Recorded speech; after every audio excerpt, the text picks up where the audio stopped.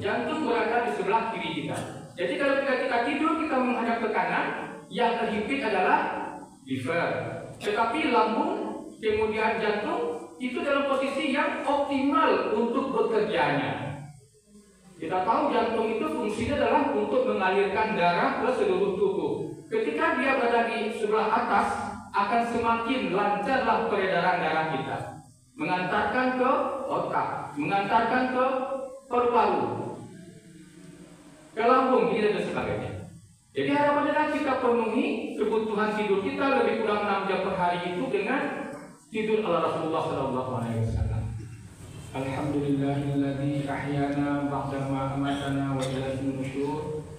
Asyhadu an la ilaha illallah wahdahu la syarika lah wa asyhadu anna Muhammadan abduhu wa rasuluhu sallallahu alaihi wasallam. Allahumma shalli wa sallim wa barik ala sayyidina Muhammad wa ala alihi wa ashabihi Rasulillah ajma'in. Qala Allah ta'ala fi kitabil karim. A'udzu billahi minasyaitonir rajim. Bismillahirrahmanirrahim. Ya ayyuhalladzina amanu udkhulu fis-silmi kaffah wa la tattabi'u khutuwati syaitan innahu lakum aduwwun mubin. Kaum muslimin, kaum muslimat sedang jamaah subuh hamba Allah yang berbahagia, kembali kita pada pagi hari ini memperbanyak syukur kepada Allah Subhanahu wa Ta'ala yang telah membangunkan kita dari tidur kita, yang telah memberikan kepada kita begitu banyak nikmat, memberikan kepada kita begitu banyak hidayah dan taufik sehingga kita masih bisa untuk melanjutkan kehidupan kita sebagai manusia yang sama-sama kita ketahui bahwa tujuan penciptaan kita sebagai manusia adalah semata-mata hanya untuk beribadah kepada Allah Subhanahu wa Ta'ala, hanya semata-mata mengabdi kepada Allah Subhanahu wa Ta'ala.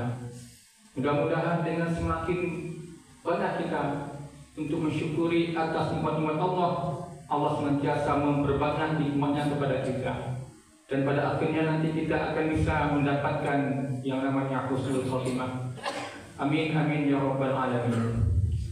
Kemudian kita bersalawat mengucapkan Allahumma sholli ala Muhammad dan sampaikan kepada tambatan hati pautan cinta kita, yakni Rasulullah sallallahu alaihi wasallam. Mudah-mudahan kita semua termasuk kepada umat beliau yang senantiasa berpegang teguh kepada apa yang telah beliau tinggalkan, yakni Al-Quran dan Sunnah.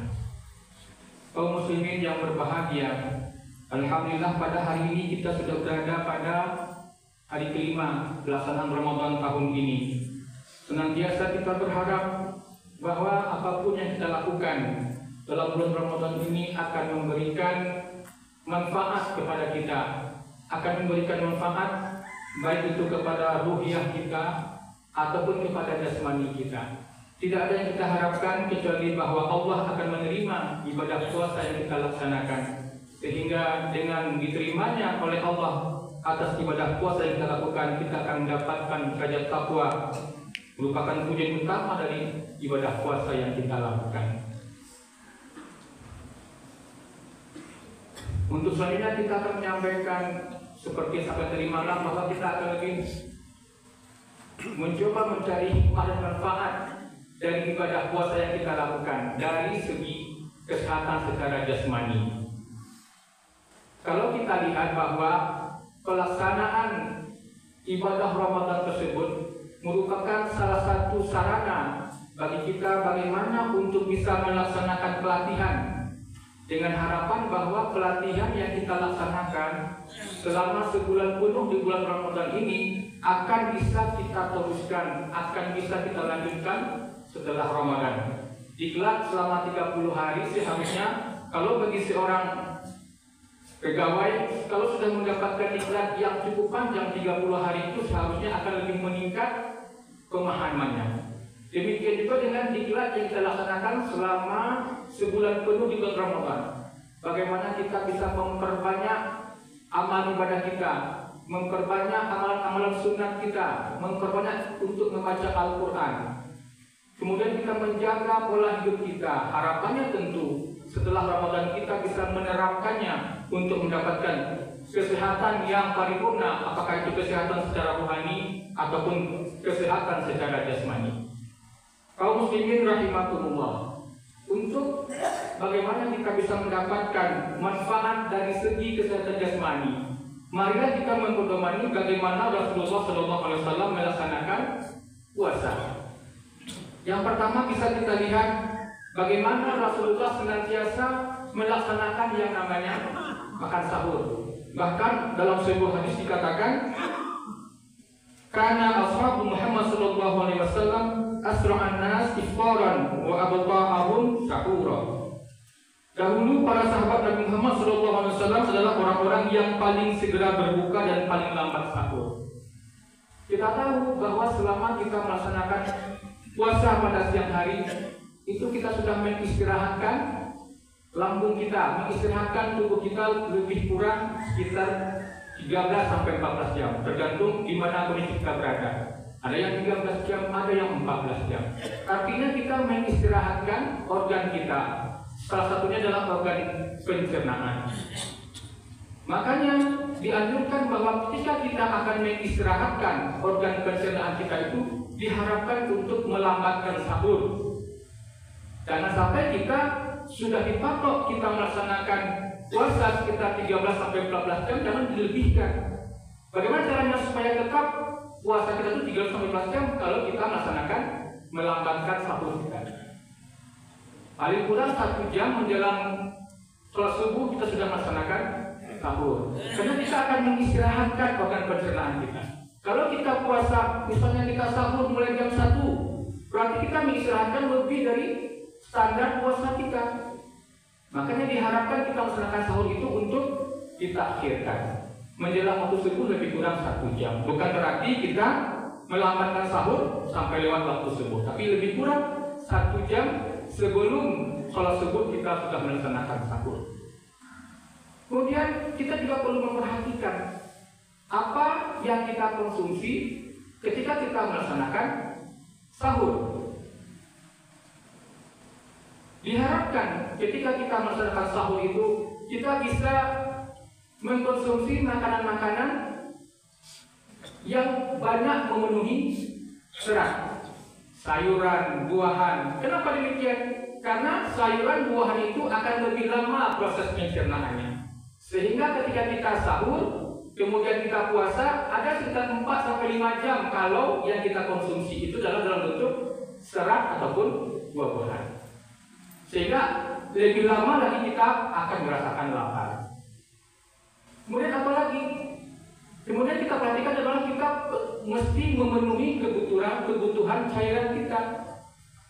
Walaupun kita puasa selama lebih kurang 13 jam, tetapi kebutuhan cairan kita lebih kurang 2 liter per hari itu mesti kita penuhi.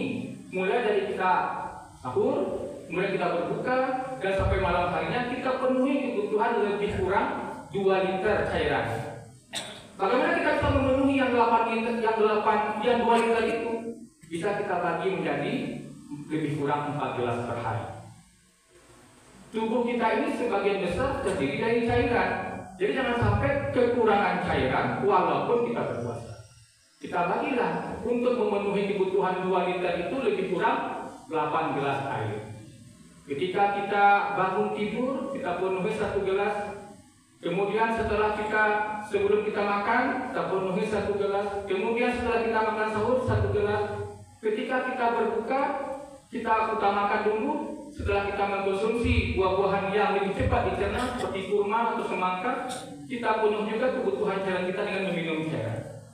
Kita bagi yang 8 gelas itu bisa terpenuhi dalam 10 sampai 11 jam ketika kita tidak berpuasa. Sehingga proses metabolisme yang ada di tubuh kita itu tetap seperti ketika kita tidak berpuasa. Kemudian apa lagi yang kita perhatikan? Tetap ketika kita melaksanakan makan sahur, semua komponen energi, semua komponen zat gizi yang ada yang dibutuhkan oleh tubuh kita itu tetap kita penuhi. Apa itu kebutuhan energi? Apa itu kebutuhan zat gizi yang mesti kita penuhi? Tentu saja ada karbohidratnya, ada protein hewaninya, ada protein nabatinya. ada lemaknya, ada vitamin. Artinya kita berusaha untuk memenuhi semua zat gizi itu ketika kita melaksanakan sahur. Setelah kita sahur nanti kita akan berbuka. Kalau sunnahnya, bagaimana tentang berbuka ini? Diharapkan ketika berbuka itu kita menyegerakan berbuka. Jadi kalau ketika sahur disunahkan untuk melambatkan, tetapi ketika kita berbuka disunahkan untuk menyegerakannya. Sudah ada patokan bahwa sesungguhnya ada batas-batas kemampuan tubuh kita tersebut. Ketika kita berpuasa lebih kurang 13 jam, tentu nanti kadar gula dalam tubuh kita itu akan menurun secara signifikan. Diharapkan kalau sudah masuk waktu berbuka, kita segerakan untuk memenuhi kebutuhan zat gula kita itu dengan apa? Dengan zat gizi yang mudah dicerna. Apa contohnya? Kurma itu segera jika kita konsumsi langsung akan diserap oleh tubuh, sehingga tubuh kita segera memenuhi kebutuhan untuk zat gula. Karena kita mengkonsumsi makanan yang proses pencernaannya panjang. Kolak misalnya itu panjang proses pencernaannya karena dia dalam bentuk buatan. Tapi kalau buah-buahan segera masuk dalam tubuh kita, segera dipenuhi kebutuhan akan zat gula kita. Makanya diharapkan, makanya disunahkan bahwa ketika kita berbuka itu kita mengkonsumsi yang bisa segera memenuhi kebutuhan zat gula. Kurma misalnya, semangka, buah-buahan dan lain-lainnya. Kemudian diharapkan karena dia sudah mengistirahatkan organ kita selama sekian jam, jangan langsung diforsir kerjanya ketika berbuka. Jangan semua istilahnya TST ya, talaka, santong tawih, itu kita justru tidak memberikan ruang untuk penyesuaian adaptasi kepada organ pencernaan yang sudah kita istirahatkan selama sekian jam. Makanya diangsurlah dulu, jangan langsung diforsir. Ya cukup kurma, kemudian semangka, kemudian kita minum air putih, kemudian kita laksanakan sholat terlebih dahulu. Kemudian baru setelah kita sholat maghrib, kita penuhi lagi untuk kebutuhan yang lainnya. Kemudian apa lagi yang mesti kita perhatikan selama kita melaksanakan ibadah puasa? Di samping yang pertama adalah untuk melambatkan sahur, kemudian menyegerakan berbuka, kemudian mencukupkan kebutuhan cairan kita dengan membagi yang 8 gelas itu dalam 10 sampai 11 jam. Apa lagi? Kemudian yang kita perlu perhatikan adalah walaupun kita berpuasa, kita beribadah kepada Allah Subhanahu wa taala dengan banyak melaksanakan sholat, banyak membaca Al-Quran, kita mesti tetap memperhatikan kebutuhan tidur kita.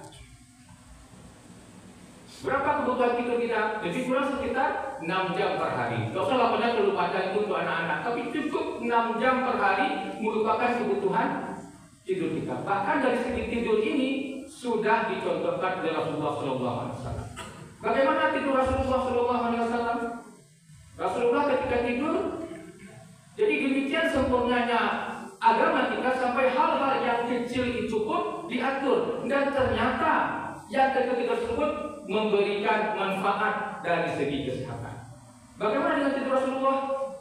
Rasulullah SAW ketika tidur menghadapnya ke kanan.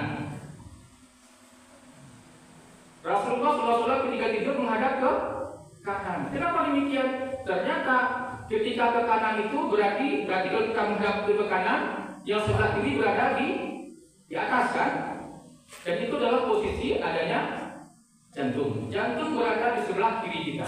Jadi kalau kita tidur kita menghadap ke kanan, yang terhimpit adalah liver. Tetapi lambung kemudian jantung itu dalam posisi yang optimal untuk bekerjanya. Kita tahu jantung itu fungsinya adalah untuk mengalirkan darah ke seluruh tubuh. Ketika dia berada di sebelah atas, akan semakin lancarlah peredaran darah kita, mengantarkan ke otak, mengantarkan ke paru-paru, ke lambung, dan sebagainya. Jadi harapannya adalah kita penuhi kebutuhan tidur kita lebih kurang 6 jam per hari itu dengan tidur ala Rasulullah SAW. Mungkin kalau kita tidurnya agak terlambat, mungkin sekitar jam 11, kita bangun nanti waktu 4:30 misalnya, atau kalau kita tidur lebih cepat jam 10 kita bangun jam 4, itu baru sudah cukup 6 jam ya. Tapi diharapkan juga ada kita mengusahakan waktu untuk tidur siang hari. Istilahnya qaidullah ya. Itu juga sudah Rasulullah SAW. Ada waktu tidur, waktu istirahat kita lebih kurang setengah jam di waktu zuhur kita gunakan untuk beristirahat. Mudah-mudahan kesehatan yang kita optimal tersebut bisa kita capai. Kemudian apa lagi yang mesti kita perhatikan selama kita melaksanakan ibadah di bulan puasa? Satu lagi, bahwa ketika kita berpuasa, ketika bulan Ramadan, kita akan banyak melaksanakan, diharapkan kita memperbanyak ibadah-ibadah sholat sunnah.